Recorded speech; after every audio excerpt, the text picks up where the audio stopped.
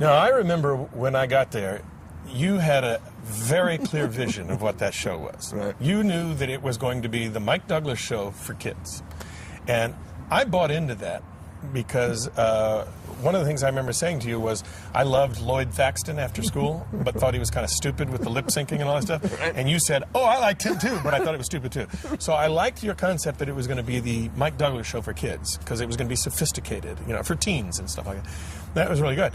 But of course, I remember as we started the rehearsal and the getting ready process, you were saying to me, okay, so these are the 5 questions. Just read it off the cue card. You don't have to think. You don't have to do anything. And I went, this is not what I want to do. Right. You know, I can think. I can make up my own questions. Right. And so there was tension between us. Yeah. Well, I came from the Mike Douglas show, where I learned how to do it there, and there was no other way. You know, when you said that, I mean, ultimately, you went off the cards and did what you had to do, and ultimately. Well, my memory was, and I may be wrong, but my memory was you didn't want me to come to the production meetings. You didn't want me there. No, I think that's absolutely right. You didn't want me to have right. any input into the show or how it was going to go. You just wanted me to show up, put makeup on, shut up, stand on the mark, read the cards, and get the hell out. Which, by the way, I wish I had just gone, okay. But instead, I wanted to be part of the whole thing. And I remember, to his credit, and I don't remember how far it was in there, but you maybe know, I think it was probably only about 6 weeks in, Markovsky brought us into his office and shut the door and said, the show is successful. You know, it's one of the one shows that's working. Would you guys quit screwing up? And so I said, well, I want to be involved in the production process. And you said, I'm doing it for him. All he has to do is show up and read the card. And Markovsky said, find a compromise. But you guys are succeeding, so don't blow it. Am I right about that? I don't remember, but I believe you. And I think we walked out and we said, okay, so let's compromise. And so you allowed me to come to production meetings, give my input. Well, here's what I wasn't used to. I wasn't used to a bright host who I wasn't. Who Are really, you setting me up for the joke? No joke. Okay. Who wanted to have something to say. Yeah. And you were. I mean, if anything, there were times you were too smart for what the show was, because I remember we used to have to bring it down. I remember we used to have the discussion all the time. These are kids, but, you know, as you know, and ultimately we ended up doing the, you know, the Alateens and, you know, important things, kids who were abused by their parents and all that. And that was only reason we were able to do it is because you could do it. Right. But the thing I really remember was at some point the show became very easy. And the reason it became very easy is at some point, because I think we worked together before the show, and of course we built up a trust. You trusted me, I think, but I certainly trusted you. And I trusted you. I totally changed and trusted you. And I knew that if I had an idea, I would be listening to a guest and I could look right off camera and go, and you would go, mm-hmm, or mm-mm. And you knew exactly what I was thinking. I said that earlier. And so anytime I wanted to know which direction to go, I got it from you. Yeah. And then there were a couple of times when I was listening to the guest and you came up with a shtick thing and you would somehow indicate it to me off camera, and I don't want to use sign language, it'll get me in trouble here. Right. And I would see it and I'd go, oh, wow, cool. And then I'd do it and it would work. Yeah. So we work that way, which, by the way, is why after doing Kids Are People 2 for 2 seasons, I think it was, one season, I said, I want Burt Dubrow to be on the floor. Let's talk about that for a minute, because I never have had the opportunity to say it, you know, together, because we don't sit and talk to each other. We don't like each other. We don't like each other at all, but for this we do.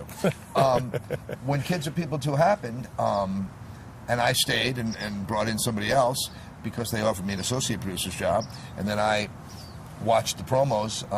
You and I were talking, and then I watched the promos at home in Columbus and never really admitted to anybody how angry I was, because basically I went to ABC without knowing, got you a job. Remember, I gave the shop away, you know, which was fine, and you got the job. And then it was about, I remember a couple of weeks in, or a couple of months in, you finally called and you said, we were talking, and I got to admit this to you, this is horrible. You said, they don't want to, it's a network and we can't do important things, and I need somebody, you know, would you come? And I said, you know, sure, I got to finish the season. And yeah, Michael, thank you, because you brought me into ABC. Well, it was through Squire. But I did a whole season without it, and with our friend Laura. Yeah, I did the season, and while it worked, it was not fun. And I miss the fun that we had, the spontaneity and just silliness that we had on the set.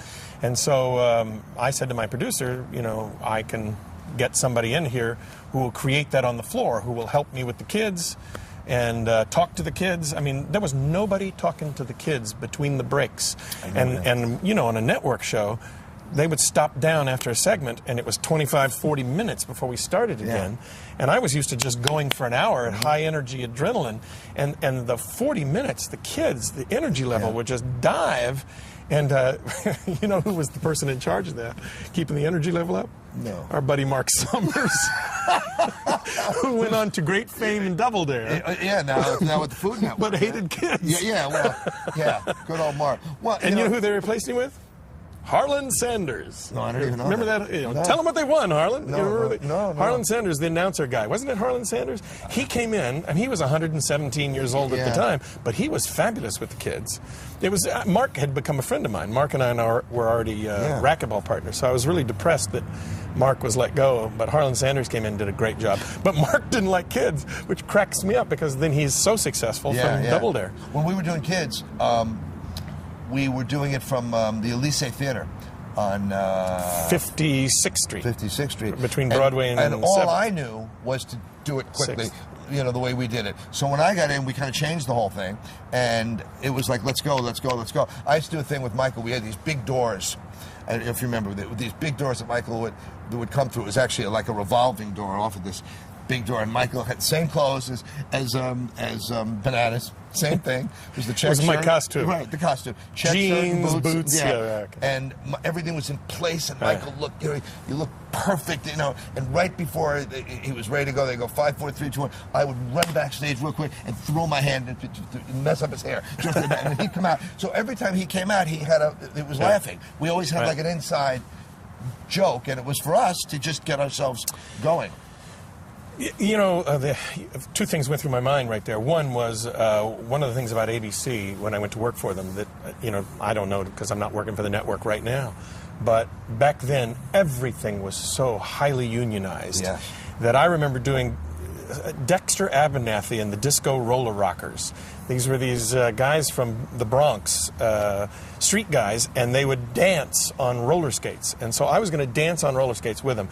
And I remember trying on the roller skates in my dressing room, which used to be Jack Parr's dressing room and then Dick Cavett dressing room, and then it was mine. And I would try on the roller skates with a wardrobe lady who would then take them off me, call a grip or a whatever, who would come carry the roller skates down to the backstage, hand them off to another union guy who was in charge of taking the roller skates on stage, at which point my wardrobe lady would meet me on stage to put them on my feet. It took us. That's why it took hours to do things. That's why it took hours to do things. It was so highly unionized. And Larry Einhorn, at the end of the whole thing, he was the executive producer. He wrote a long list of credits and mounted them. And in the list of credits, it was like, you know, Manny Myers, carpenter, you know, Seth Myers, nepotism carpenter. It was just this list of people that were useless, but were on the list of credits because they were in the union. But fair to say that what we did at Bananaz, we brought to Kids Are People Too. Successfully. But what I was going to say, which goes to QUBE, is that, and this is why when I talk to people today, young people who want to get into the business, first of all, QUBE was my first television job. I had done no TV prior to that. I mean, I'd been on a commercial, but as an actor. But prior to that, I had just done theater.